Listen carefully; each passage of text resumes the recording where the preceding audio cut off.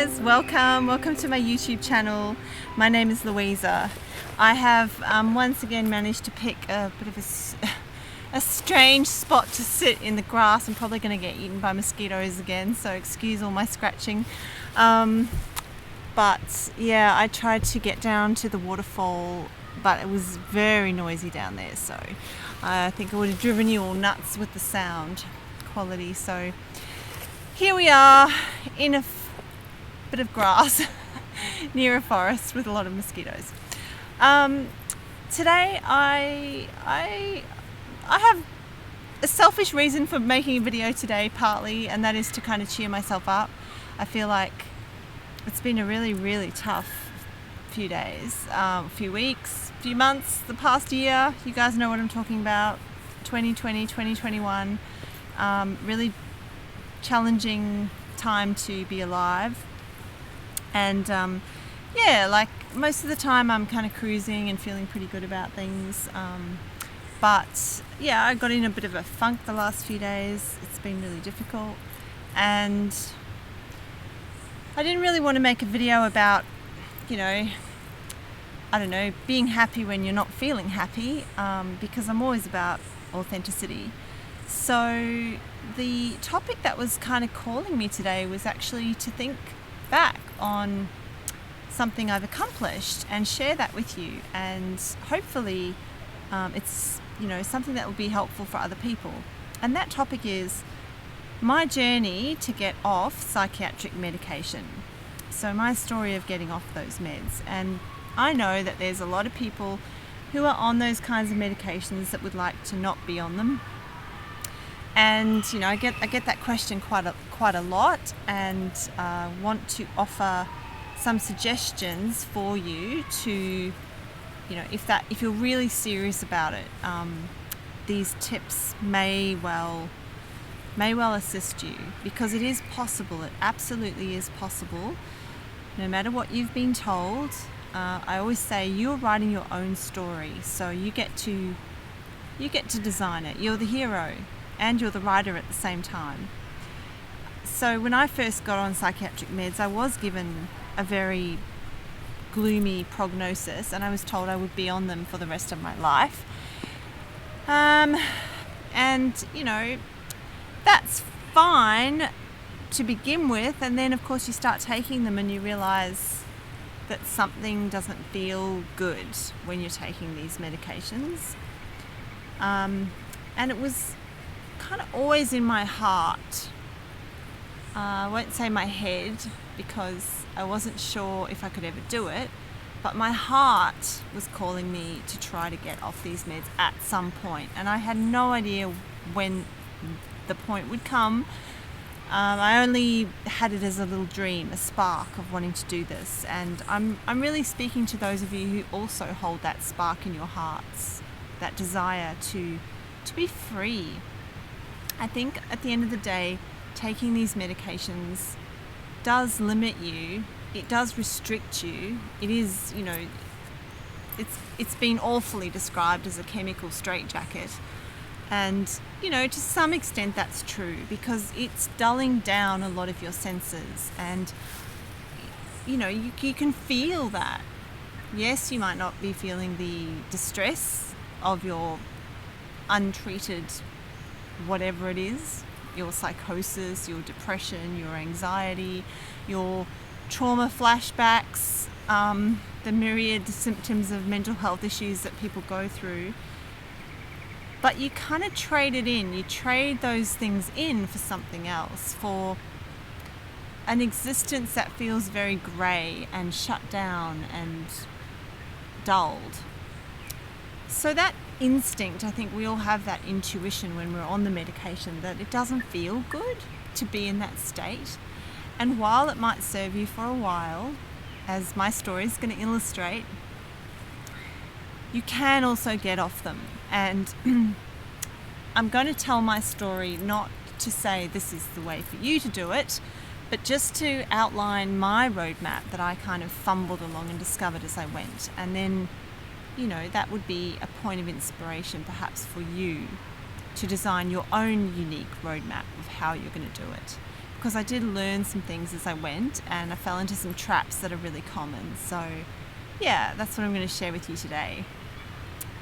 So welcome to my channel if you haven't been here before. I am writing and speaking on holistic dimensions of mental health and also spiritual awakenings, that kind of thing, a real intersection between mental health and spirituality. So welcome. So how did I get off medication? Well, to start at the beginning, how did I get on it in the first place? And I was, as some of you will know if you've looked at some of my past material, I was very unwell with a major psychotic break where I was hearing a lot of voices and couldn't sleep and was, I would say, very disabled by that experience. I was extremely frightened. I lost my ability to think straight, so I was having trouble even comprehending what was going on around me. Everything seemed really overwhelming and complicated. I had a diagnosis of schizophrenia or schizoaffective disorder, and if you know anything about how that affects the brain, the sensory motor gate is overwhelmed. I might have that term wrong. Sensory motor gate. It's basically the part of our brain which filters stimulus. So we can imagine that we're actually bombarded by stimulus every day, and if we were to receive all the information and be completely aware of everything that's going on around us, we would kind of go crazy. So for me, one of my features of psychosis was that filter was gone, and I was just being bombarded. I was so overwhelmed by everything sensory, light, sound. Somebody speaking in a complicated sentence was enough to just, I couldn't follow it, and then I would get really upset about that. It was quite a scary time of my life. And I did try to go through that unmedicated. I went through about 3 or 4 months of it because I did really believe, and I still do, that there was a spiritual basis, there was a healing crisis happening in my mind. Excuse me, I'll take my shoes off. And this crisis had a meaning to it, right? It was valuable. I knew that, and I wanted to explore that, but it was such an intense experience for me and so disabling that in the end I did find my way to a hospital finally, and lo and behold was given this diagnosis of schizophrenia and was given increasingly high doses of anti-psychotic medication.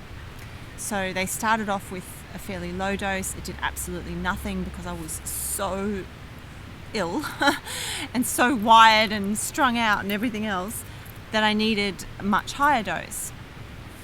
We learned, my husband and I, because he went on this journey as much as I did, we learned that these antipsychotic drugs, or neuroleptics as they're called, because they attach to the nerves in the body, they are essentially major tranquilizers. They're tranquilizers, right? So they dull the nervous system and have an effect of sedation on you. So they don't really, cure anything like a lot of pharmaceutical drugs. They're a kind of a band-aid. They take away the symptoms, which is a huge relief. At the time, for me, it was a huge relief. I remember being quite zonked out from these increasingly high doses in hospital as the doctor tried to get the dose right. I was really zonked out for a couple of weeks, and then things stabilized for me and I found my way back to what felt like sanity. So I was very grateful. However, as the weeks and months rolled by and I kind of left hospital and went home and started to function in this new normal, as you might say, I started to feel a bit off in the way that you do when you're taking these medications. And I guess you could say I was always a bit of a cranky patient in that sense. I didn't like the meds. I tried lots of different ones. At one point I was on a very, very high dose of an antipsychotic because things were just seemingly getting worse for me. So, and it's a few years ago now, so my memory escapes me about the detail, but look, the detail's not important. The point is, for probably about 3 years, I was on high doses of these medications. And in amongst the antipsychotic medication, I also took antidepressant medication because, as many of you know, when you have heightened anxiety for a long period of time, there's often a crash that comes with that afterwards. Now, they call that schizoaffective, which is meaning like schizophrenia and a mood disorder at the same time. So that certainly was what was happening for me. Bipolar has a similar thing going on, where it's,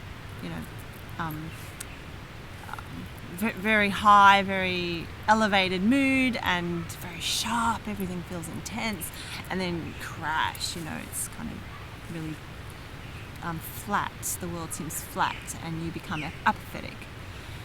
So that is what I was going through. So I ended up on antipsychotics, I ended up on antidepressants, and of course through some diazepam into it as well, benzodiazepine drugs, which are more the mild tranquilizers, which just assisted to take the edge off those extreme times. So, before I knew it, I was on 3 different medications and, feeling quite jumbled, I would say, and confused about the efficacy of any of them. Although, as I said, they served their purpose. I started around this time to do trauma therapy, and that was, typical me. I rush head on into these things, I was pretty much in the middle of a psychosis, and I decided to start trauma therapy, which my doctor said was contraindicated, counterproductive, wasn't a good idea. But I really wanted to do it. I really felt like this was my thing that was going to help me, and indeed it was. But my psychologist didn't want to work with me unless I was on something, even a low dose, because she understood that when trauma starts to come out, it takes over the whole body. And, it can really make you act in irrational ways because you're getting flooded. Is it the hippocampus? The amygdala, the emotional part of the brain is getting flooded. And, you often tend to act irrationally when you're overwhelmed like that. And trauma therapy is a bit like opening the can of worms, right? It has to be done really carefully, or you can completely lose your balance. So she insisted that I was on some medication, and I was on these meds. Now, at one point, I very stupidly decided to get off. I'll tell you, the dose was, let's just say the dose was very high, right? And I decided to jump off it in 5 days. And I can tell you that was one of the silliest things I did during my journey, because I had what was like an extreme withdrawal reaction that I've heard, going on the forums afterwards to kind of see how other people had experienced similar things, a bit like coming off heroin, the drug, right? It was intense. It was like I had the flu, the chills, I was shaking, I was hallucinating, I was an absolute mess. And it didn't serve me well at all, because A, I felt really sick. B, my doctor wasn't impressed, and of course I went straight back on the drugs. And the thing about those kind of reckless decisions that we can sometimes make when we're on these drugs, because we just want to be off them. Like, that's how I felt at the time. I was like, just get me off these things. I think really in hindsight what I was expressing was just stop this pain, and I wanted to try anything I could, even if it meant, chaos for a while. I was a bit of a renegade patient as well. I would try all sorts of different things and be quite unpredictable. So, it was just my way of trying to escape that pain that I was in. Or sometimes even to create pain, like to create a mess, to create chaos. There was all sorts of motives wrapped up in these extreme things that I did. And then lay it in there somewhere was this genuine intention to be well, knowing deep down that I couldn't do it on these drugs. I couldn't get well on these drugs.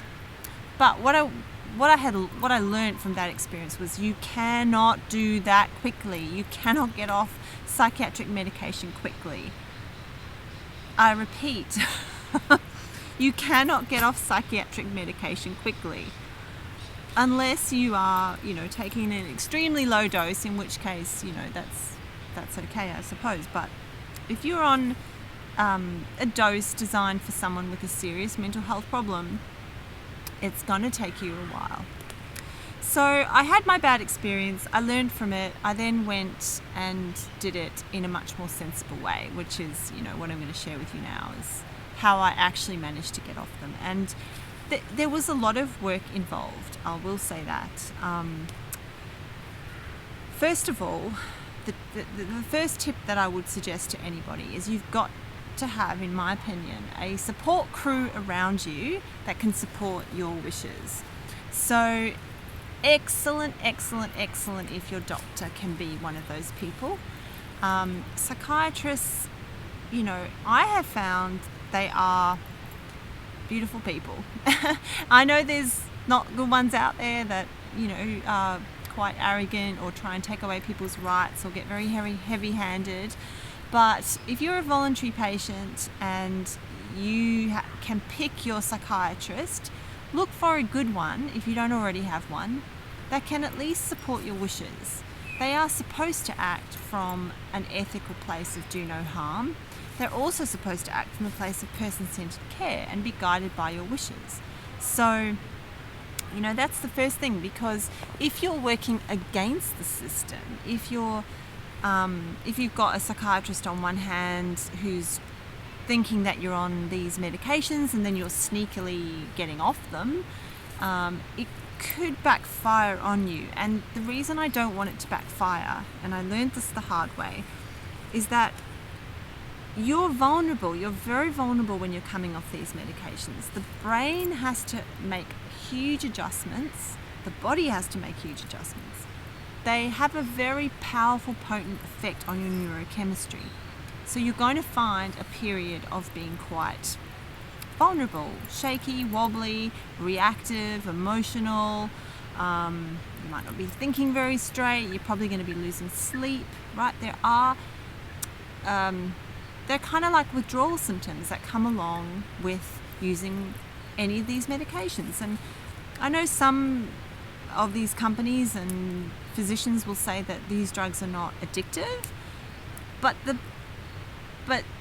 on the other hand, there is evidence to say that they kind of are, in a sense, because your body adjusts to it, right? So addictive or not, they're certainly not like benzodiazepine. That's part of the mix as well, because many of us do get problems with that addiction to Valium or any of the benzos. Xanax is another one.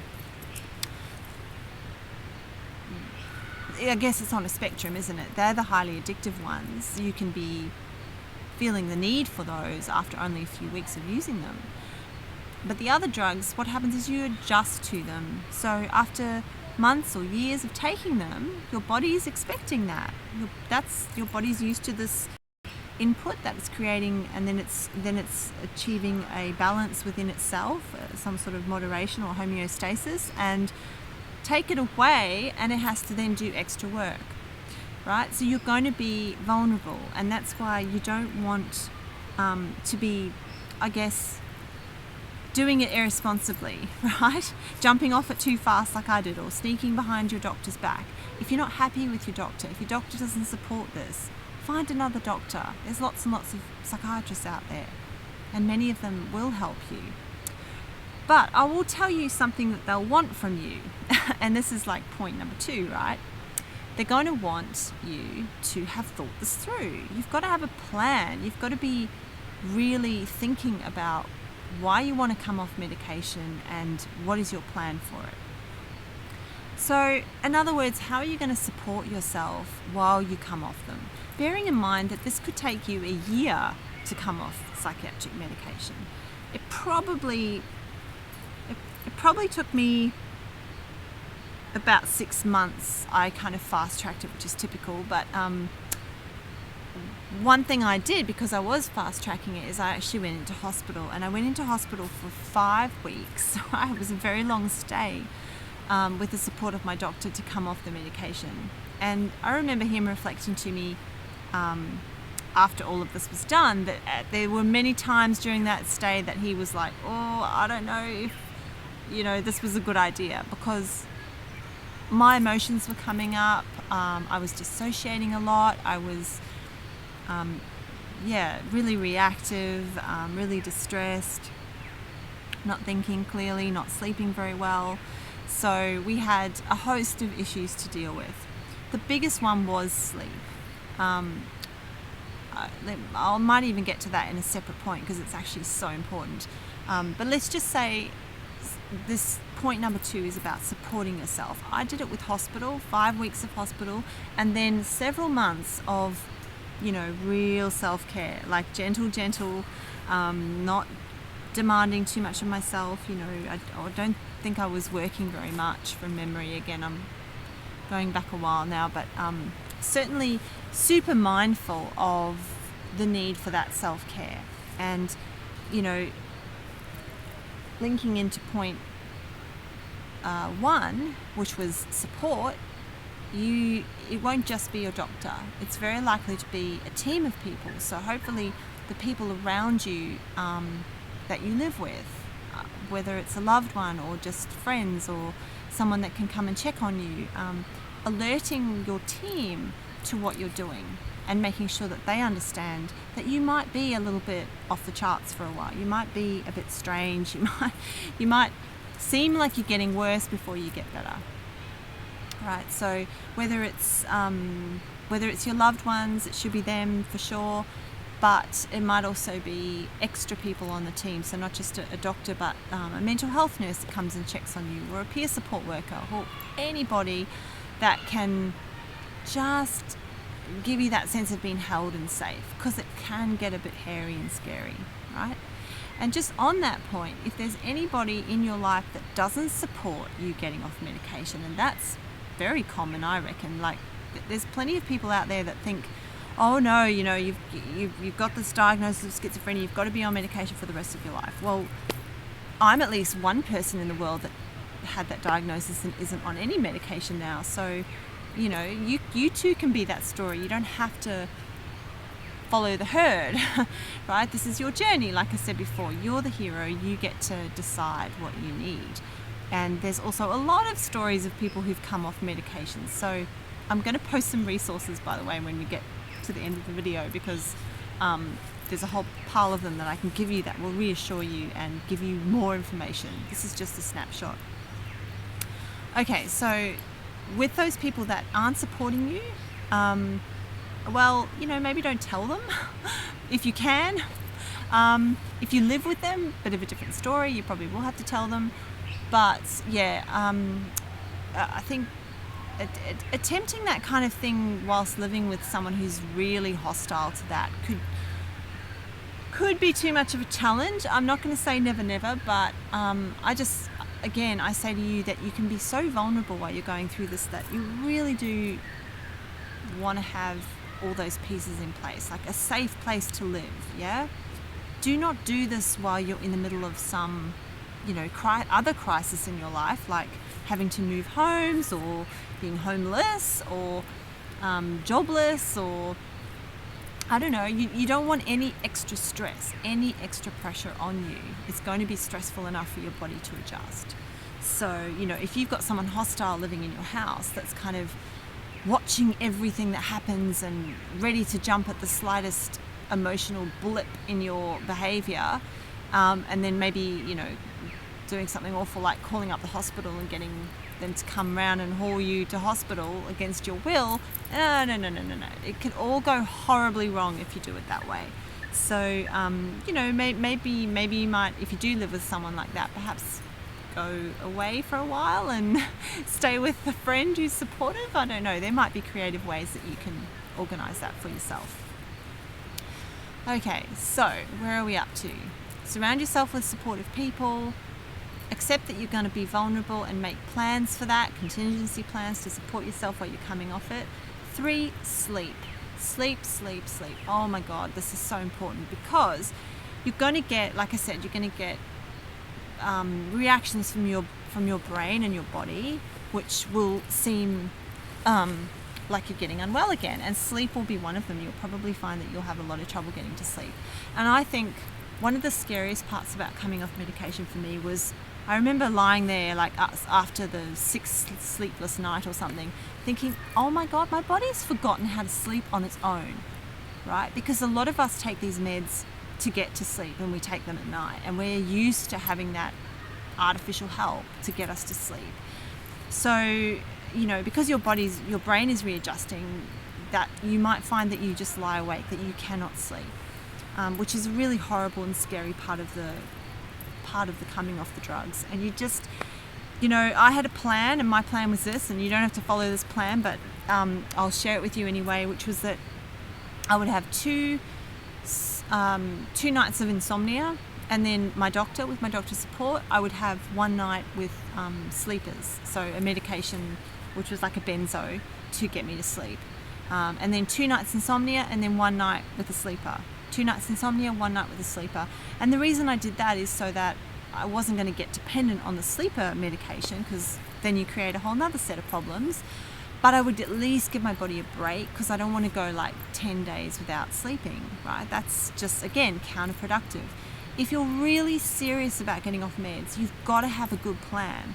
You've got to think of, ways to buffer yourself, because if you really want it to work, it's not going to be easy, right? So make sure you've got these things in place, and be, I guess, prepared for a bit of pain, because not sleeping is, for me, one of the worst things. I hate not being able to sleep. It really stresses me out and brings me down. So that's the way I did it.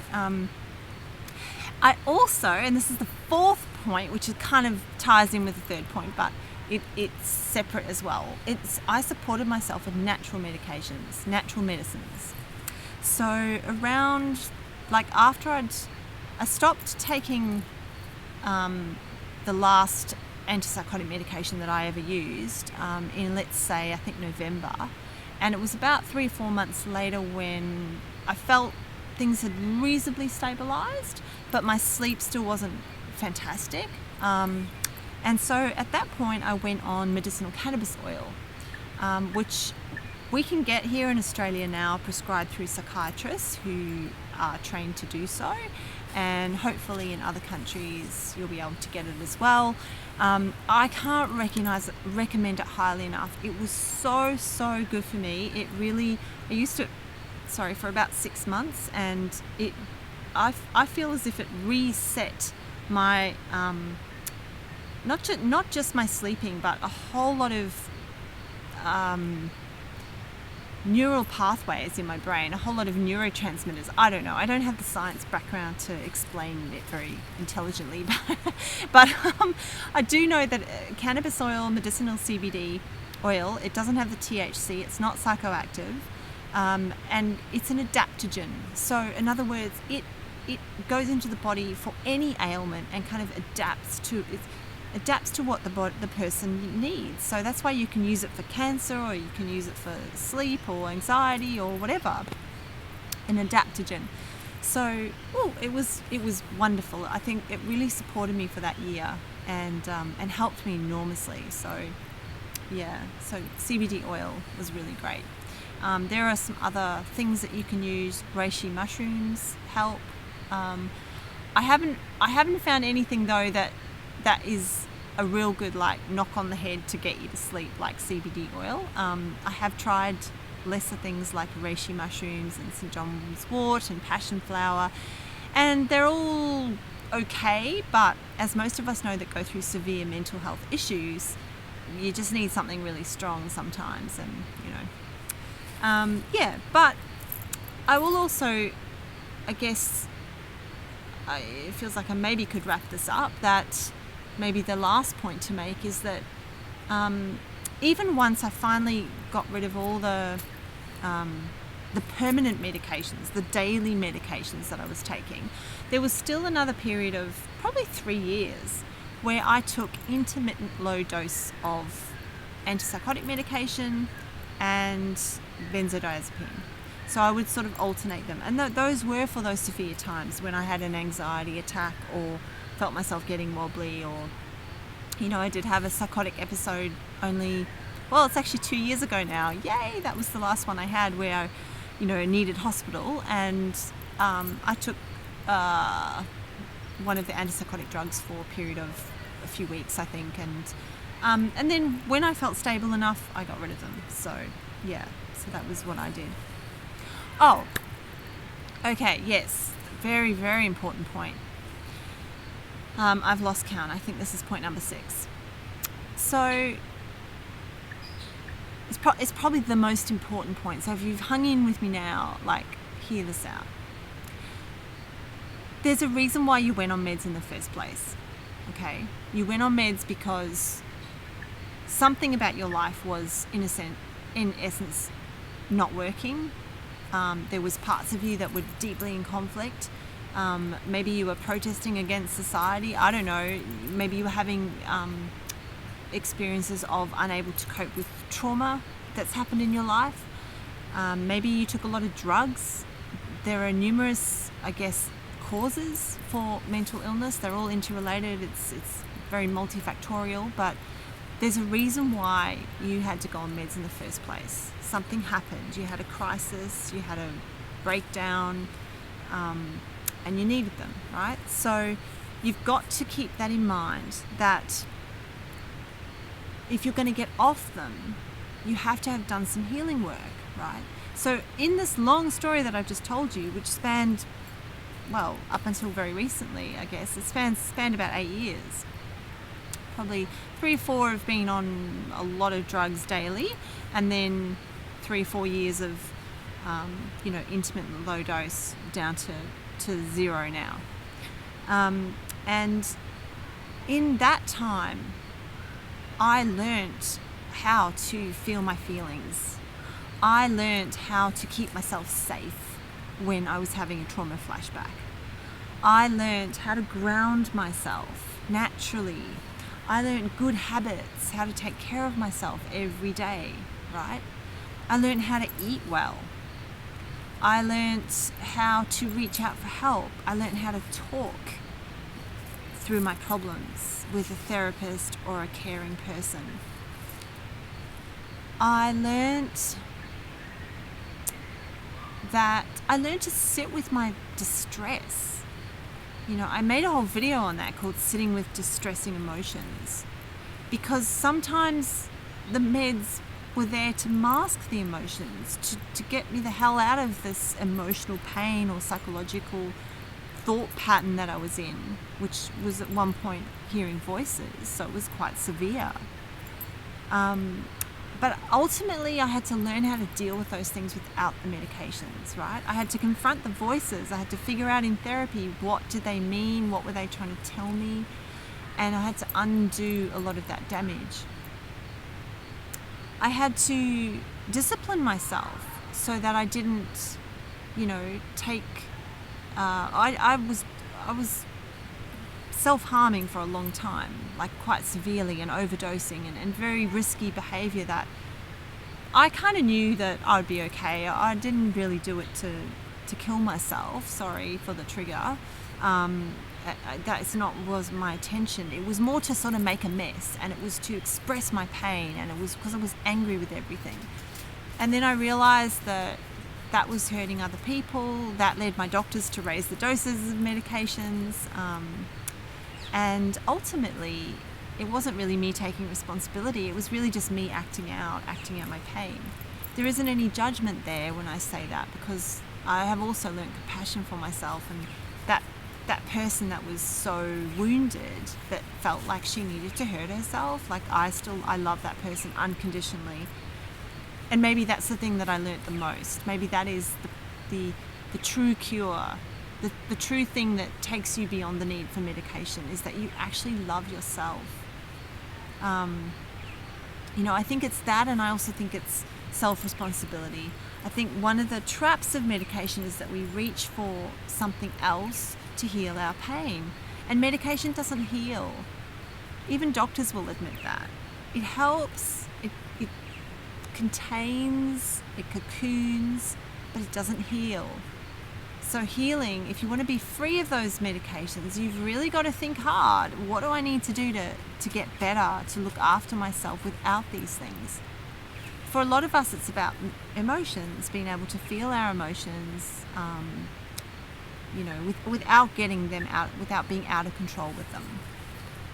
So, that goes for depression as well, because for some people, emotions are like crazy mental, like I was like out there putting holes in walls and hurting myself and screaming at people. And for other people, they'll get more like the opposite effect, a kind of depressive apathy, can't be bothered, right? Depression. That's also a denial of feelings. That's like, I don't want to deal with these feelings, so I'm just not going to feel anything. And I know it's not conscious. When you start to go down the path of becoming experiencing depression. You don't mean to do that. You're not at fault for that. But with deeper understanding, you can come to see how you're using it as a defense to escape these feelings that you have, or this negative core beliefs that you might hold about yourself, or it's masking trauma that you've yet to sort of, go down into the depths of your soul to find. And all that stuff's hard work, right? So, sometimes depression is a way out of that. But depression sucks, doesn't it? And then we ask for some medication to make depression better. So we haven't healed anything. We've plastered the depression over the pain, and then we've plastered the medication over the depression. And, people don't feel great doing that. I think that's fine for a while. I think if you're really suicidal, I think that's great. I think anything that'll save you from that act, from taking your life, is great. But then let it go, allow change, and reach for healing. You can do it. You can do it. It does require sometimes, viewing yourself completely differently and confronting pain. Maybe I will do another video on facing your demons. That's a biggie. But it's part of it. So, all right, there is some. I'm about to run out of battery, so I'm gonna super fast wrap this up. There is some amazing resources that I got helped by, which I'm going to post down below. Will Hall's guide to harm reduction in coming off psychiatric medication is awesome, and it's for us folks. It's really simple to read, and it explains why you might get the readjustment problems when you're coming off medication, and how to kind of understand that in a scientific way, and just see it as part of the process rather than freaking out that you're becoming ill again. I could probably go on and on about that, but like with all my videos, I think, but I haven't mentioned this and I haven't mentioned that, and let's just leave it at that because my battery is about to die. And I'll post those extra resources below. I hope it was helpful. Thank you for allowing me to share my story and reminding me of how far I've come. I'm having a bit of a tough time right now, but I haven't needed medication, so that just, I guess, says it all. All right, my beautiful souls. If you do still need medication, don't be hard on yourself. There's just nothing wrong with that, okay? You are where you are, and you'll get there at your own pace. You do things your way, as always. All right, I love you all, and I will see you in my next video. Namaste.